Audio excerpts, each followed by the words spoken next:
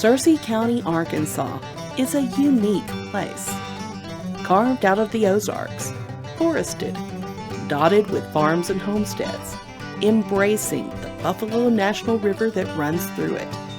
It's home to trails, the Searcy County Chocolate Roll, and the only year-round drive-in theater in the state. And it happens to be one of the most extraordinary agritourism destinations you'll find anywhere. Let's wander.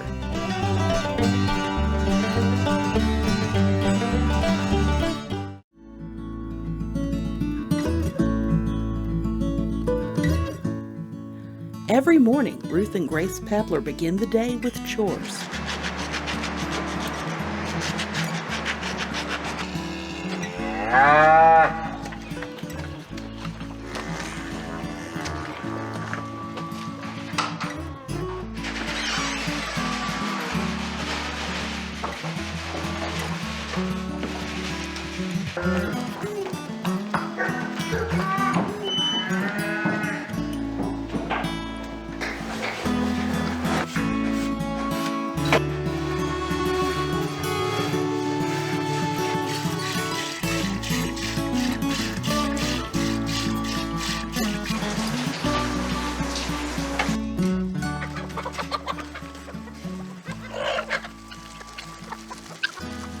This is what we do here every single day. What our guests want to see is what we're doing. We moved to this property when I was 7, which would be 2008. So nothing was actually here when we got here except the house. So it was just a small driveway coming down the middle of one of our pastures that's here now, and just a little circle drive. So in 2012, we started putting up the barn. So we broke ground in September, and then this came up, and then we had our little chicken coop over to the side, and then that following spring we had the pavilion put up. We had planned originally to start a pastor's retreat up in New Hampshire. Property next door to us came up for sale, and I was sitting on the front porch one day and I thought, boy, that would be perfect. So people would come down, we had a few chickens, they wanted to know if they could milk the cow. I started looking into options of how do you have people stay on your farm. When I searched that, the first thing I came across was Farm Stay US. Talked to people doing all different types of farm stays from coast to coast. So from that point on, we started building everything with guests in mind, not function first, so we didn't put up the barn to house the animals. We put up the barn to be a safe place for guests to milk the cow. And it grew. All the things that we've brought in have stemmed from Grace's 4-H projects. They've all been one of her projects, but they've also been in response to what our guests wanted to do here on the farm.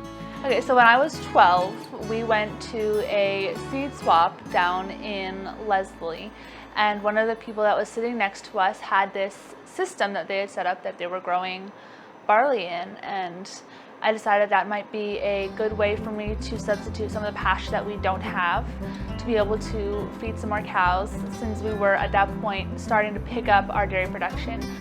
Grace designed a hydroponic system to grow barley fodder for the farm. So we start the fodder off in 5-gallon buckets, starting with the seed. It soaks for 2 days, it'll go down and then get pulled up, rinsed. And then on the 3rd day it gets put into the trays, and then it gets watered automatically twice a day, and then manually twice a day, also in the morning and the evening.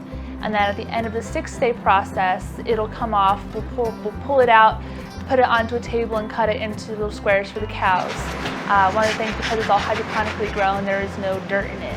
So it comes off in just these big mats that keep the trays relatively clean. But then after the fodder is out of there, I'll take a bleach and water solution and scrub the trays down with a stiff brush so that we get any residue that was on the trays from the fodder off. And then we'll take the seed and put it all back in again. The fodder is fed to the cows. The cows are milked in the barn, and their milk is brought upstairs to be cultured. From there, it's used in the kitchen, especially at breakfast. So you guys ready for breakfast? Yeah. We're gonna get going, get some grits going. Ralston Family Farms sent us up these beautiful golden rice grits, and then we're gonna stir it in. We're using 3 cups of water to 1 cup of the rice grits, and then we're going to still add, instead of another cup of water, we're going to add a cup of this beautiful buttermilk here. So that's going to go in after the rice grits are almost done. In the meantime, I got this pan heating up. We're going to fry up some of this pork belly here. Now we're doing that also separate so that we don't cross-contaminate anybody here, but this way we can get some of that extra flavor to have on the side of it. so did you guys have a good time doing the animals this morning? Yeah, that's our everyday. The buttermilk here is from that fodder that we did this morning. This is the end product of it. So we're going to actually get to taste that this morning and see how it is. I started it yesterday from yesterday's milking, and now we're going to have it for today. We let it culture for 24 hours and pulled it off the top. We left the cream on, so you'll see streaks of yellow in there. That is the butter fat that's risen to the top of the milk. Pork belly is from Massey Ranch. We get everything within a 25-mile radius, at least our proteins for our farm to table dinners and most of our sausage. We also had 2 hogs raised by Paul Schott, who does our microgreens, and we have this nice pork belly that we're going to use for this. These are purple sweet potatoes. We were given these by one of the local farmers, and I only got a couple, so I made the best use of them I could. I steamed them ahead of time and then diced them and got them frozen so that I can use them a little bit at a time. We're going to add these to our rice grits and cook them in there. And it's going to give our rice grits this beautiful purple color. You can see it's already weeping off there. Having them frozen ahead of time helps that color really come off and permeate. You're not fighting it for the moisture. So they're already done and you're getting that nice purple in there. Now these are getting nice and golden. Oh, and I'm going to set these off. I'm going to add a little bit more water because I had that off. And then I'm going to cover them back up with the lid. You really have to use your discretion on, okay, I've been stirring it, I've had my lid off for a little bit, some more of the moisture has evaporated, and I'm going to stir this up again now that I've got all that sweet potato broken up in there, and now I can cover it back up again. There we go, and we'll let it cook a little longer. So one of the things with the cast iron is that it holds that heat for a while, so I'm going to now take it and move it over to a cooler Hold Steve. a cooler burner, so it'll finish that off, but it'll also it won't keep adding more heat to it. And I'm gonna grab my other pan back here and have it and set up our eggs. Okay, and I'm gonna move these to the back burner. Going to pull forward a cast iron skillet with some butter in it, and we're gonna do our Asian pear. So one of the things with the farm fresh eggs is that you want to crack them into separate bowls so that if for some reason one got tucked behind the hen, you don't mess up your whole batch of eggs.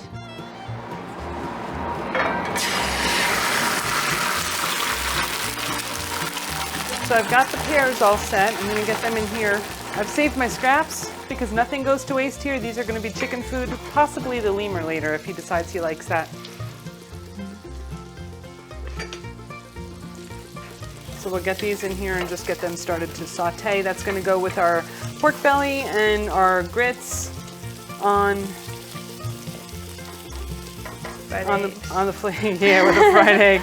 You can see here my butter's getting that brown color to it, and it's just about hitting that smoking point. So I'm going to go ahead and drop that egg in there. Got that nice sizzle happening. Gracie's a big fan of brown butter. I am. We're going to start getting these pears a little translucent. We want to get them kind of golden, get some color on them, let them soak in some of that butter. You can see some of these are getting nice edges on them, so a couple more minutes on those and they'll be ready. So we're going to stir in the buttermilk. If you do that, I'll start. Keep that going so it all works now happy the together. buttermilk, you can see it's going in. We have not shaken the buttermilk, so it's got the little lumps in it, a little bit of viscosity to it. So no worries, it's all going to stir in really nicely. And if you can see, that's the cream that's stuck to the bottom. So Gracie, if we can get that out of there, that would be. Here we go. You got that? Yeah, we don't want to miss that. Never. So there you go. Now you can see that buttermilk sort of incorporating in there. So because we're also going to add that cream, so that'll give us a little more definition in our color. Yeah. And we're also going to taste this and see how it is for our salt and our seasoning. just a bit more. Adding a little bit more salt. Because we did not use the bacon fat, instead we used butter in the bottom of that. Give those pears another stir. Yep, pears are ready. They're done. They're already off the heat. And you can add that cream in there, and then I'll Yep.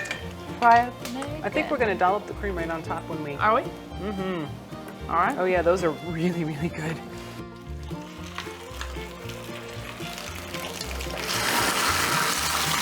Okay, we're going to give you a nice dollop of these grits. It's beautiful. They're just like the most gorgeous color purple. They've got little tiny bits of the sweet potato in them still. We're going to throw a dollop of that really nice cream on top. This is the cream. It's not technically cream. It's a reduction of buttermilk to the same consistency as a creme fraiche. Some pork belly. Look at those beautiful caramelized pears. There you go. Turn this a little. The black salt is a tip to the Hawaiian comfort food, which was the inspiration for the dish. So one of the things we do is provide that full hands-on experience. It's authentic. It is what we're doing, and it's the only place in Arkansas that you can come and do all this, stay on the farm, participate in the farm chores, enjoy the farm to table right there with just us in the evening or in the breakfast, and our guests get to enjoy that entire process from start to finish.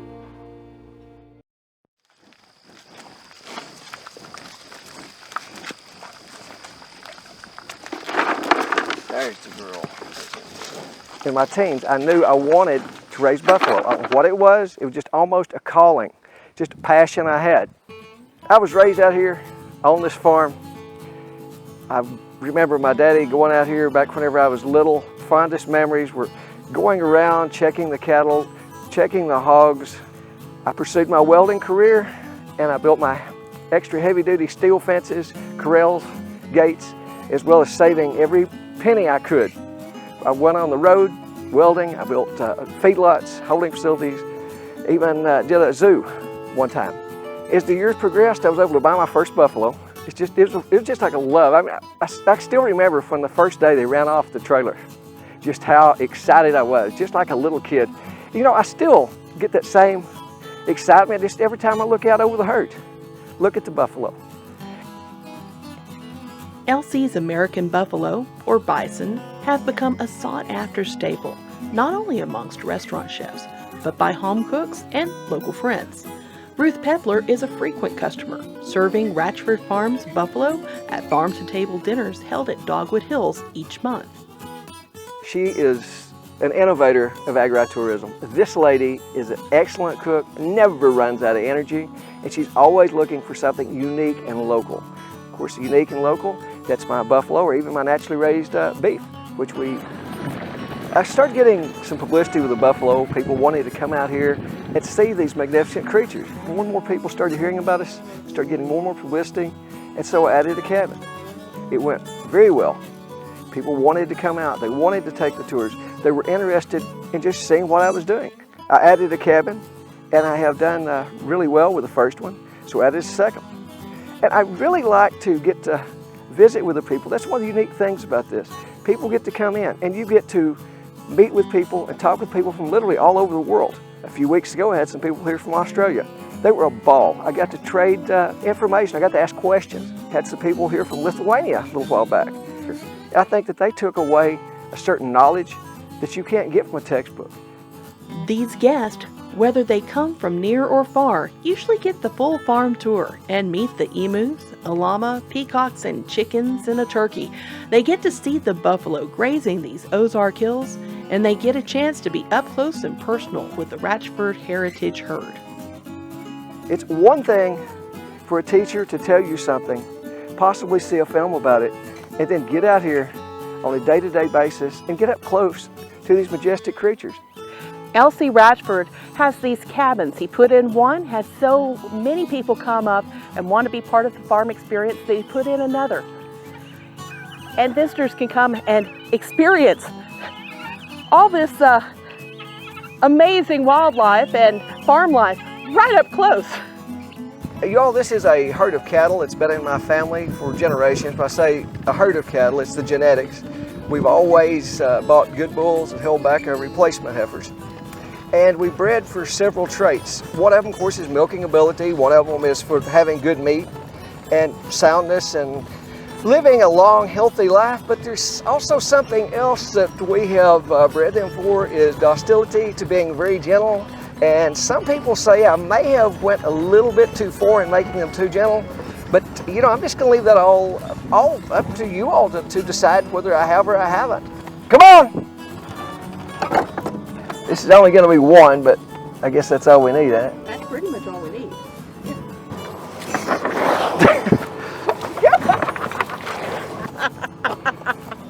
These are some friendly cows. They're not going to hurt you, but they may cover you with a little love slobber right here.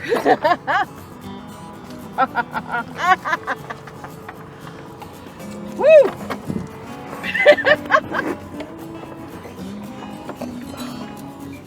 What do you think? Are we good? Whoa! You ready for me to pull up? Yeah. This is my home. I'd rather be out here on this 500 acres working with my family, my friends, and my animals than anywhere on earth. To me, this is my piece of heaven.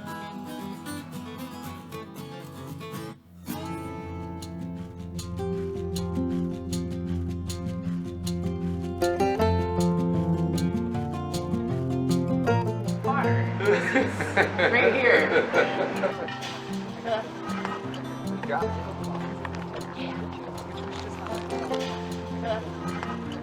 Dogwood Hills Guest Farm hosts a state youth cast iron cook-off each year.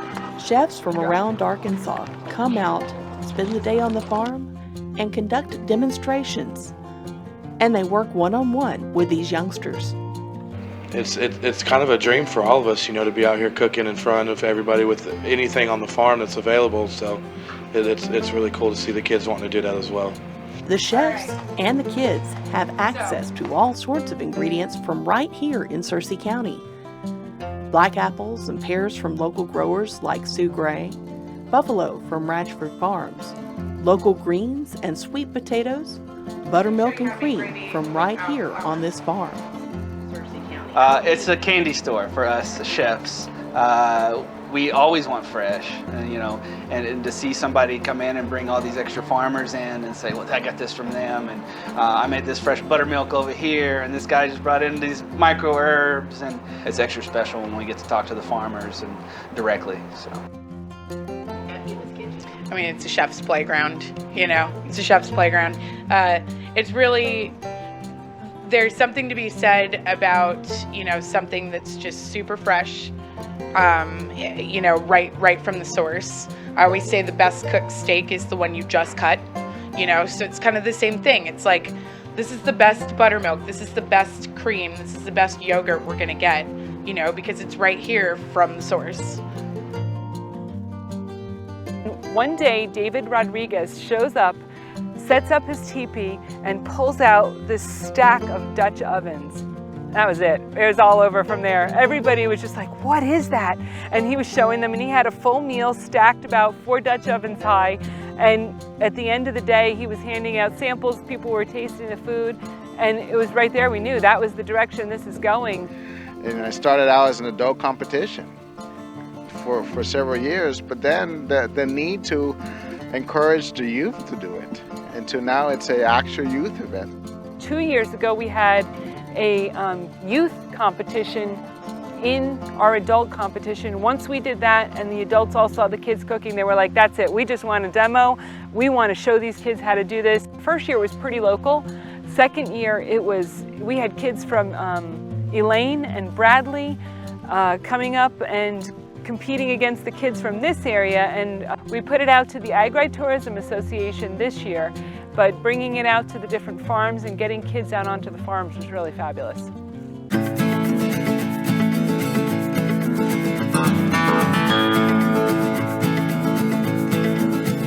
After a day of demonstrations, the cooks visit each of the kids' stations where they're cooking and judge on site. There's an extraordinary amount of creativity involved, and these young folks are very much into what they're cooking. I think that's it.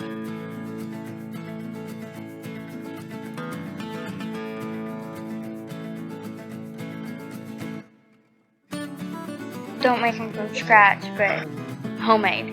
You make them in a Dutch oven? Yes. Everyone was surprised that I put coals on the top, but it's more just to make it more like an oven. Apple juice, and put it in the pan and let it get kind of hot, and then you take your apples sliced and put them in there and let them get kind of done, and then you make another sauce, almost like applesauce, and put in there with the apples, and then you let it get thick, and then you put some Red Hots and let them melt. Actually, my Nana came up with the idea. Well, it's a pretty good dish. The environment of it, haven't been around it like that. Never like cooked outside before. I made smothered potatoes. It was very simple. Favorite part of it is walking around, looking at the other people cooking and tasting their samples, and it's been really nice. I made hillbilly stir fry. My favorite part is just like having fun and like getting to do it, because my Nana is like, she's my inspiration from doing this. So I like doing it with her, and it's really fun to do. I want to become a veterinarian, but if I don't, I'll probably look into being a chef.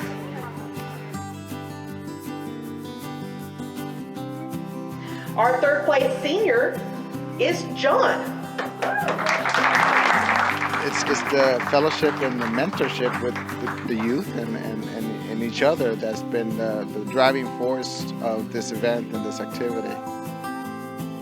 Agritourism is such a perfect fit for Searcy County.